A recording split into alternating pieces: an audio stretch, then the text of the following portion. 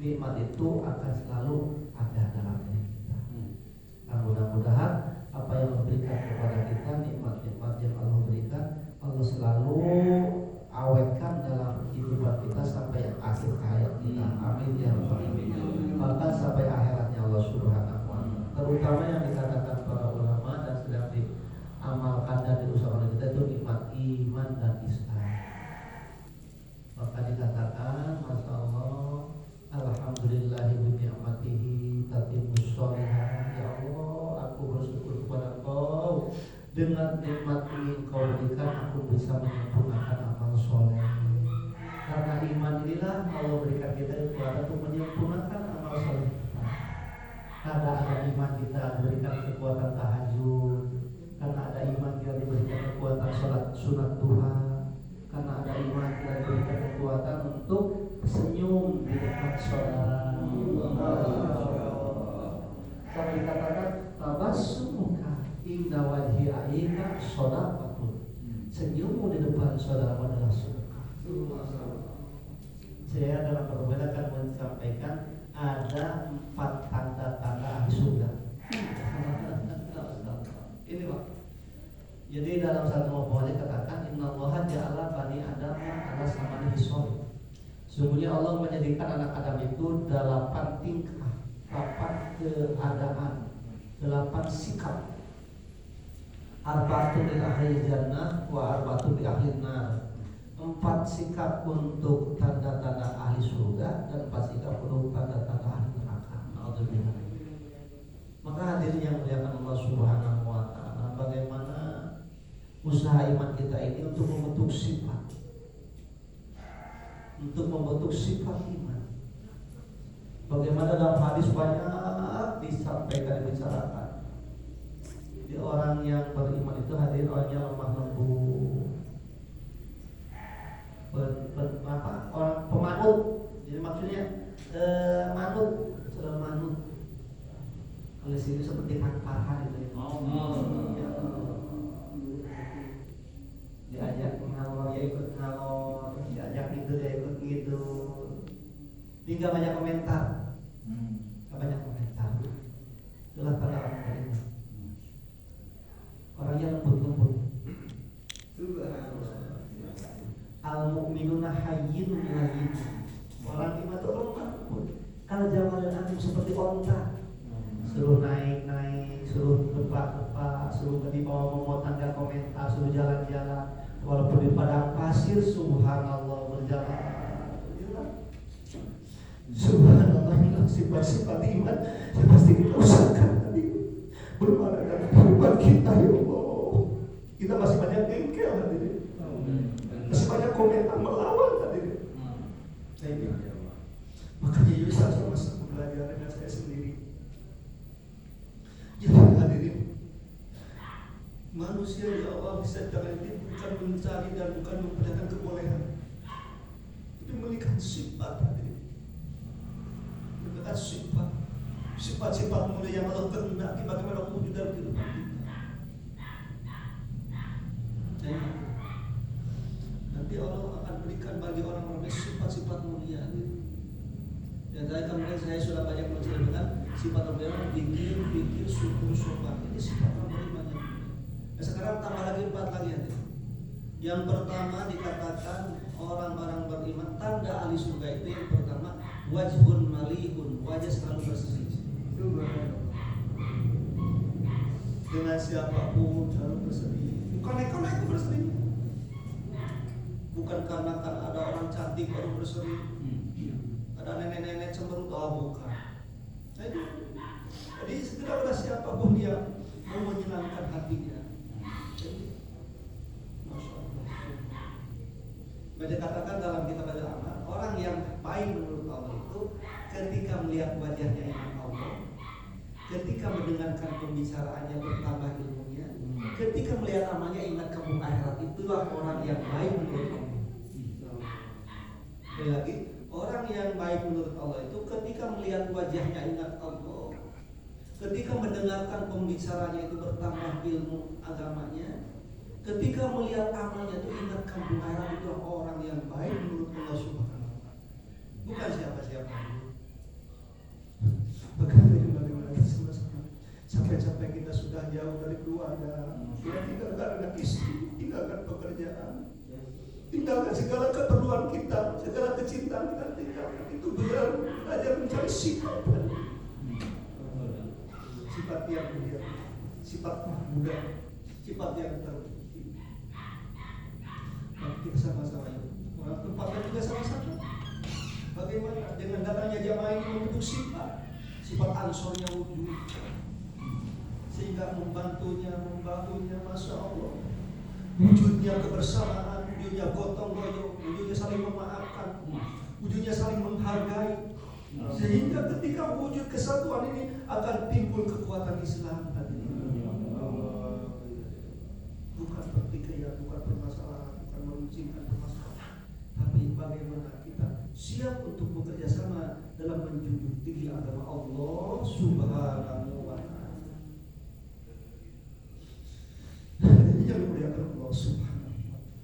Dia selalu berseri wajah dengan siapapun, wajhul malik. Maka saudara sampaikan tabassumuka inda wajhi akhika shadaqah. Senyummu di depan saudara. Siapa saudara kita? Orang-orang yang ada dalam bagian kalimat la ilaha illallah. Siapapun orangnya, itulah saudara kita.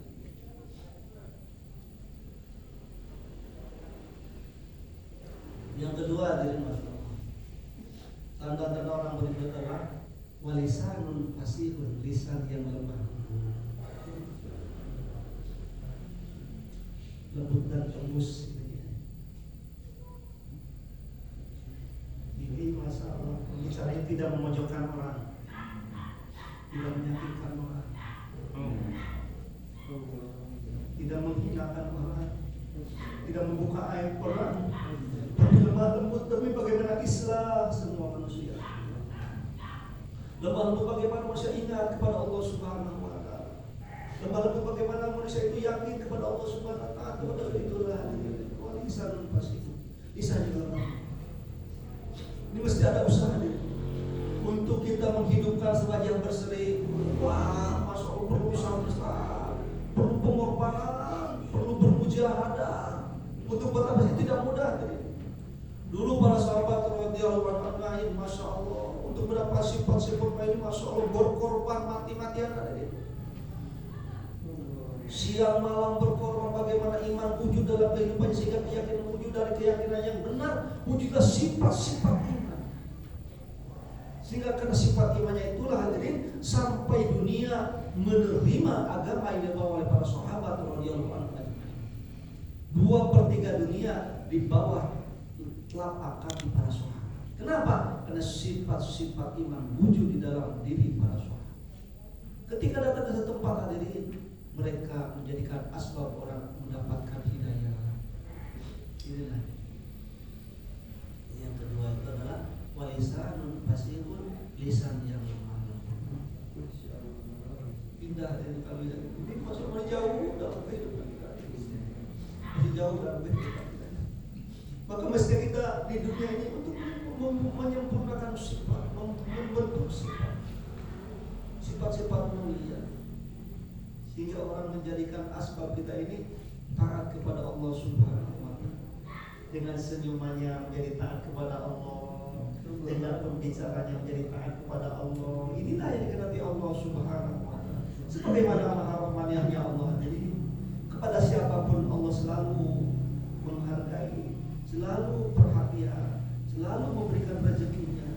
Nah ini Allah di sifat-sifat yang sangat mulia. Makanya hadirin, bagi kita harus punya akhlak sampai 3: akhlakul hasanah, akhlakul karimah, akhlakul azimah. Kalau kita disakiti, Rasulullah disakiti bukan membalas, tapi memberi hadiah.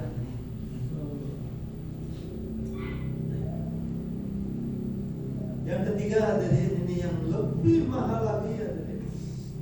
Tanda-tanda itu qalbun taqiyun, hatinya selalu bersih.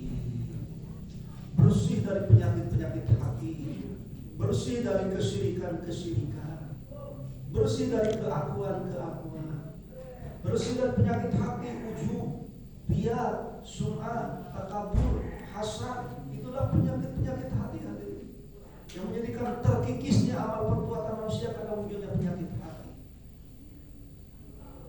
Sehingga tidak ada sifat ingin mengagetkan orang, ingin dipuji orang, ingin didengar orang. Tidak ada sifat tidak menaruh penghormatan orang, tapi siap melipat. Jangan yang disadari kalau yang ilmunya tinggi dari orang yang bawah sekalipun, tukang ngembala kambing sekalipun dia mau menerima kebaikan. Inilah hadirin. Wakal berkati selalu bersih hati dari penyakit hati. Dan keakuan dia tangguhkan.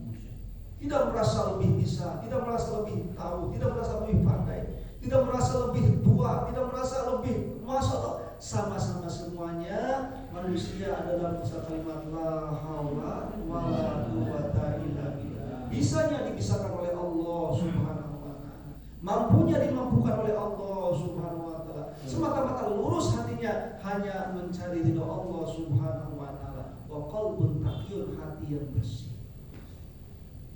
Masya Allah, lebih pahala ini penyakit yang menjadi kita kikis. Dan itulah dikatakan syirikan. Kalau orang sudah merasa lebih tahu, itu kesyirikan. Lupa kekuasaan Allahnya, maka Allah sangat tidak senang. Cemburu kepada orang yang punya khusyuk, punya merasa lebih hebat. Sangat tidak senang.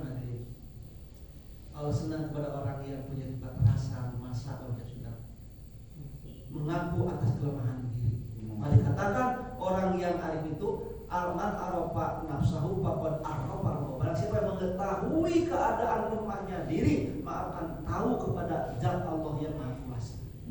Tapi kalau sudah lepas dari ada dikatakan hadirin, alhamdulillah.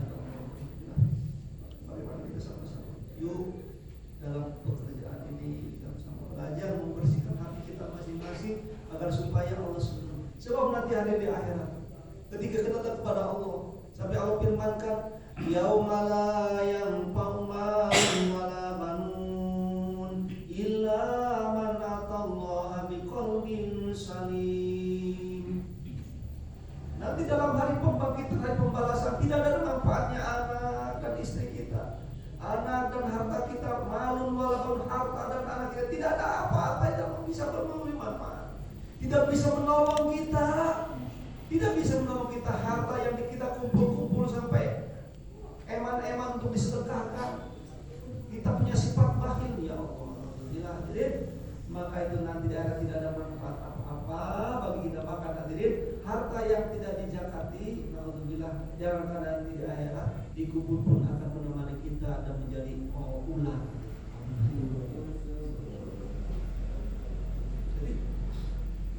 Nanti di akhirat ketika kita kepada Allah, Allah tidak akan memberikan kesempatan selain daripada hati memberikan manfaat. Illa man atallaha biqalbin salim, kecuali orang yang datang kepada Allah dengan membawa hati yang selamat. Selamat dari kesyirikan, selamat dari penyimpangan, penyakit. Ini nanti. Jadi kesyirikan itu bukan hanya kita hurapat, tapi keakuan itu ya menghalangi masuknya kebesaran Allah Subhanahu wa taala. Yang keempat hadirin, tanda surga itu wayadun sahiyun. Tangan yang murah memberi, yang mudah. Itulah tanda surga yang keempat, lebih mahal lagi, wayadun sahiyun, tangan yang dermawan. Ini hadirin semuanya perlu latihan. Tanpa latihan, masya Allah, sulit diperbuat oleh setiap insan. Apalagi masya Allah kalau insan itu sudah tidak mendapat pepatah. Dalam kaidah Quran itu manusia ada panggilan nas, insan, iman, umat. Kalau nas itu masya Allah kita itu menjadi kayu bakar penerangan yang sudah hatinya tidak bisa dibawa kepada agama, kepada kebaikan. Kalau insan itu bisa jadi nas, bisa jadi iman. Makanya setiap bahasa insan besar itu innal insana lafi khusrin. Innal insana laluman kafujabula. Setiap bahasa insan itu ada kata-kata yang menyesat, merugi. Manusia itu rugi kecuali orang yang beriman dan amal soleh. Maka hadirin, bagaimana kita sebagai manusia yang punya sifat al-waqt wa ihsan ini, kita berusaha kalau berikan sifat-sifat yang mulia, terutama usahakan 4 sifat ini wujud dalam kehidupan kita. Wajah selalu berseri, lisan selalu lemah lembut, dan hati pun bersih. Tidak ada penyakit-penyakit dendam, iri, dengki, hasad. Itunya masalah kita hilangkan hadirin. Semuanya bi qudratillah wa iradatillah. Semua kejadian terjadi itu bukan siapa-siapa, Allah yang memberi kejadian sengaja untuk menguji iman kita masing-masing. Adanya orang mencibir, menguji iman kita, orang menguji iman kita. Hati-hati dengan pujian orang hadirin. Jangan sampai masuk ke dalam hati menjadi kebanggaan. Naudzubillah, celaka hadirin yang merasa bangga ketika dipuji. Kenapa? Karena itu imannya belum lulus. Masya Allah. Di orang yang imannya lulus itu, ketika dipuji tidak bangga diri, ketika dicaci tidak sakit hati, itu imannya sudah jadi hadirin. Jadi iman itu terjadi adalah ikhlas. Iman adalah ikhlas. Kalau ditanyakan tanda-tanda iman itu, apa iman? Ada seorang laki-laki bertanya, Rasul, apa iman? Iman itu kalau kamu berbuat baik merasa senang, kalau kamu berbuat buruk merasa sedih, itulah iman. Gitu tanda. Jadi kalau kita berbuat baik merasa alhamdulillah Gusti, ya Allah abdi bari ngambil keunaan Gusti, bahasa Sundanya. Alhamdulillah ya Allah, Allah memberikan kemudahan saya itu mentaati Engkau ya Allah. Dan ketika kita maksiat, astagfirullahaladzim, kok saya diberikan sesuatu maksiat, astagfirullahaladzim. Nah itulah tanda orang beriman. Dan definisi iman yang pasti itu adalah ikhlas. Apa itu ikhlas? Ketika beramal dan tidak beramal semata-mata karena Allah. Maka dipuji tidak bangga diri, dicaci tidak senang. Dan yang keempat yang sangat lagi tanda orang ahli surga itu adalah dermawan, mudah tangannya untuk bersedekah. Itulah pokok-pokok Rasulullah, sifat-sifat mulia. Maka dikatakan hadirin, al-asahyu habibullah walau kana jahilan. Orang yang dermawan itu kekasih Allah walaupun orang tersebut bodoh, katanya hadirin. Orangnya itu masalah bodoh, tapi dermawan itu kekasih Allah. Wal bakhil aduwwullah walau kana abidan. Orang yang kikir adalah musuh Allah walaupun tukang ibadah. Maka dikatakan hadirin, orang yang dermawan ini seperti orang yang kan dermawan itu satu pohon yang ditanam di surga. Ketika di dunia ini orang dikasih sifat muda, sifat sedek, sifat dermawan, berarti seperti dia itu sedang memegang ranting dari pohon surga. Maka lama-kelamaan akan tertarik ke jannah. Sebaliknya, bakhil, kikir itu adalah satu pohon yang tanam di neraka.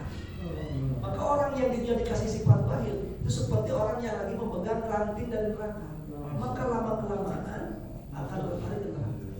Maka ketika setan melihat orang bakhil, dia ketawa. Kenapa? Nanti akan jadi teman saya di neraka. Maka bagaimana hadirin kita? Ingat hadirin, harta yang Allah titipkan kepada bukan milik kita. Bagaimana? Jadikan kesempatan ini sebelum datang kematian.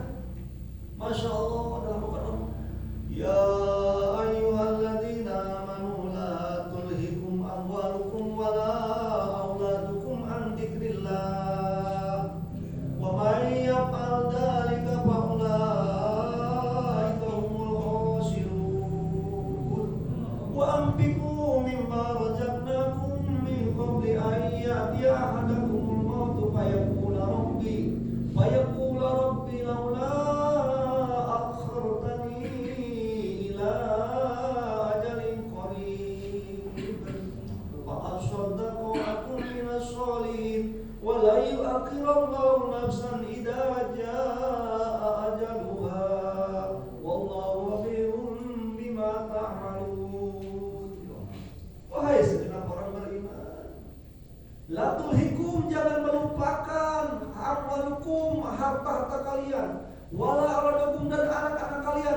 zikrillah, daripada mengingat Allah, daripada mengajak manusia taat kepada Allah. Zikrillah, daripada ingat kepada Allah.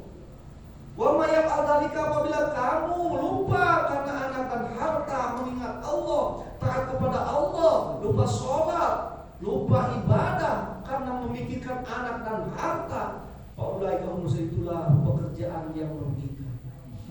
Maka disitu terus wa anfiqu mimma razaqnakum min qabli ayati ahadul maut. Berinfaklah kalian sebelum datang kematian. Ayatkum ahadakumul maut. Sehingga ketika kamu datang kematian, nyawa sudah di tenggorokan, kamu akan menjerit, Rabbi laula akhirtani, ya Allah, tunggu dulu, tunda dulu, tangguhkan dulu, jangan aku cabut nyawaku ini. Wa aku minasul fasadaq, aku akan bersedekah, akan diinfakkan seluruh harta aku di jalan Engkau ya Allah, dan aku akan menjadi orang-orang yang soleh. Tapi apa jawab Allah? Wala yu'akhirullah, maka ketika aku sudah menentukan kamu akan mati sekarang, tidak bisa dihalang-halang lagi. Aku maha tahu atas apa yang kamu kerjakan. Makanya hadirin masyaallah, ini kesempatan mengasah diri, mumpung hidup sebelum mati, mumpung muda sebelum tua, mumpung sehat sebelum sakit, mumpung sempat sebelum sempit, mumpung kaya sebelum miskin. Bagaimana kesempatan emas ini untuk kita berbenah diri, bagaimana iman yang kita usahakan ini sampai mencapai kepada derajat takwa, sampai mampu dari iman kita ini yang kita miliki mentaati seluruh perintah-perintah Allah, menjauhi seluruh larangan dan larangan. Dan amal soleh kita perbuat dengan ikhlas dan ikut contoh baginda Rasulullah Sallallahu Alaihi Wasallam. Sebab inilah yang akan mengikuti kita ketika kita meninggal. Anak istri kita tinggalkan, sawah ladang kita tinggalkan, mobil motor kita tinggalkan, seluruh dunia kita tinggalkan. Hanya dua yang kepada kita, iman dan amal soleh. Hanya iman dan amal soleh. Maka bagaimana hadirin, dua perkara ini mesti kita usahakan semaksimal mungkin, mati-matian usaha iman hadirin. Sebab kita akan mendapatkan kebahagiaan yang selama-lamanya, tidak ada akhirnya. Sehingga hadirin, kalau kita membawa iman amal soleh, Allah terima iman amal soleh kita, nanti Allah akan servis badan kita semua. Yang tua jadi muda. Semua ahli surga sebabat 30 tahun atau 33 tahun. Tidak pernah tua lagi hadirin. Akan muda selama-lamanya. Akan sehat, tidak pernah sakit lagi selama-lamanya. Akan kuat, tidak pernah lemah lagi selama-lamanya. Begitu juga bidadari surga tidak akan pernah bodol selama-lamanya. Akan perawan, tidak perawan, gadis dan gadis terus. Inilah dicalonkan bagi ahli surga. Sehingga dikatakan hadirin, orang-orang beriman ketika masuk surga akan jadi raja-raja surga. Begitu juga wanita-wanita dunia ketika masuk surga akan jadi ratu-ratu bidadari. Ini bukan cerita hadirin, memang hadis hadirin, jelas hadirin. Dikatakan seperti itu. Maka kita ya Allah, kalau sekarang ditutup-tutup korban masih nanti keburu mati Allah. Maka insyaallah hadirin, kami ini besok akan pindah sana, kami mengajak bapak-bapak untuk berbuat kewajiban kami ya Allah. Besok bapak nanti besok akan menuntut kami. Kenapa Ustaz Hamzah dulu kami tidak ajak, tidak peringatkan, tidak beritahu? Padahal kalau tahu, kalau peringatkan, masya Allah aku akan ikut.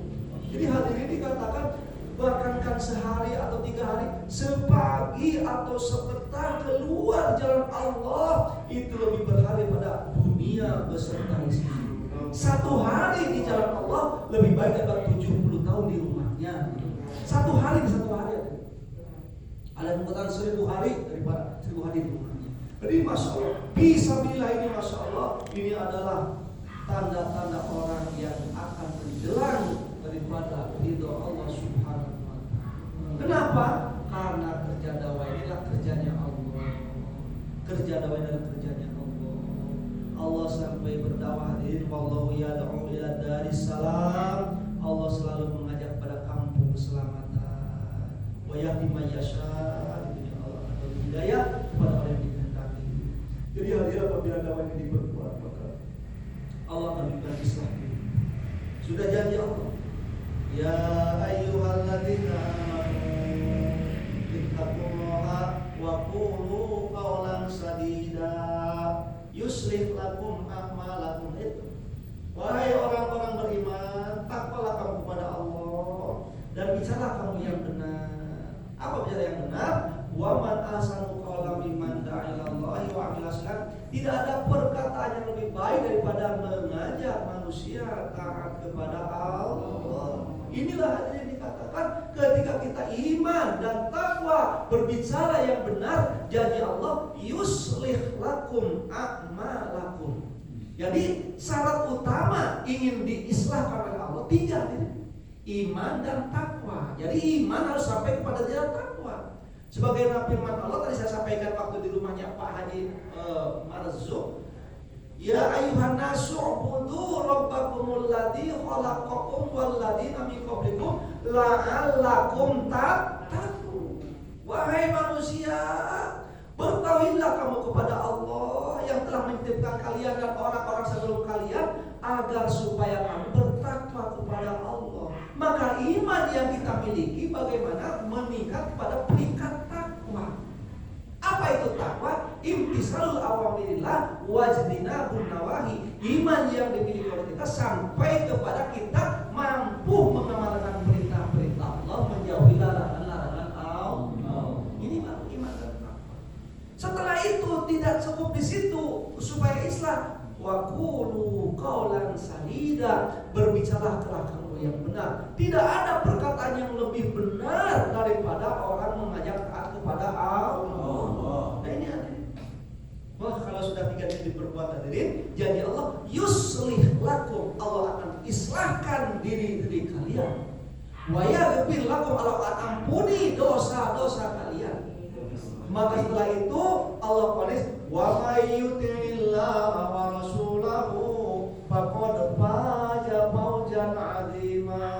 Barang siapa taat kepada Allah dan taat kepada Rasulnya, amal agama, ikut contoh Rasulullah SAW, surah, sirah dan sebagainya diperbuat, dihidupkan dalam dirinya orang tersebut, maka Allah sediakan faqad faza fawzan 'azima, bahagialah yang sebenarnya. Dan faqad faza nyata bagja anu kalido gede, nyata bahagia, berbahagialah, beruntunglah sebesar-besarnya keuntungan. Ini firman Allah hadirin. Maka tidak ada cara lain untuk mengislahkan umat akhir zaman ini hanya dengan usaha yang dibuat oleh dulu baginda Rasul dan para sahabat. Sampai Imam Malik berbicara, menyampaikan la yuslihu akhir hadil umat illa aslahaman awalaha. Tidak akan islah umat akhir zaman ini kecuali dikembalikan kepada zaman dulu baginda dengan para sahabat. Sehingga para sahabat hadirin sampai sahabat berkata, kalau kamu ingin ilmu, dekat-dekat kepadaku, tapi kalau kamu ingin iman, jauhlah dari aku. Maka para sahabat karena paham ingin iman yang sempurna, berjauh-jauh menjauhi baginda Rasul. Padahal para sahabat tahu sholat di Masjidil Haram 100.000 lipat 2 rakaatnya, 1 rakaatnya. Di Masjid Nabawi 50.000. Tapi karena para sahabat paham di jalan Allah bukan 100.000, bukan 50.000, tapi 700.000 kali lipat dibanding dengan di luar di jalan Allah. Sehingga hadirin karena pahamnya para sahabat jauh-jauh sampai dari negara ke negara, sampai berangkat hadirin 500 orang ke Cina. Menyeberang berbagai tempat, ke gunung-gunung, lautan-lautan, berjalan menuju ke hadirin. Maka karena pahamnya bisa bila para sahabat siap meninggalkan baginda Rasulullah SAW. Maka hadirin umat akhir zaman ini pun akan islah ketika mengikuti cara yang dulu dihidupkan oleh baginda Rasulullah SAW beserta para sahabat. Untuk itu hadirin kita sama-sama niatkan untuk belajar memperbaiki diri. Jadi kerja dakwah ini pada niat Pak. 4 niat keluar Pak. Islah diri, belajar kerja Nabi, belajar pikir Nabi, belajar mencari ridho Allah. Ini. Jadi hadirin, dalam Al-Quran hadirin, ketika Allah akan memberikan keuntungan, derajat itu rata-rata iman. Seperti tadi saya sampaikan hadirin, masalah.